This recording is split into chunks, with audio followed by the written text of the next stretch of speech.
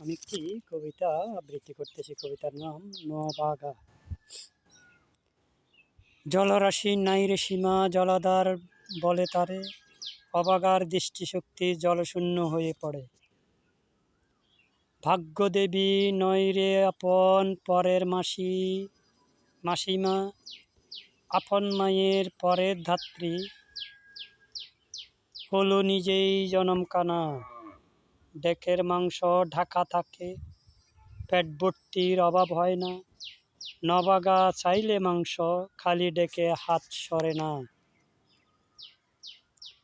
টাকমাতা তেল ভর্তি, চুল ভর্তি থাকে খালি, না চাইতে পাইল যারা, পাইল না পেট খালি যারা।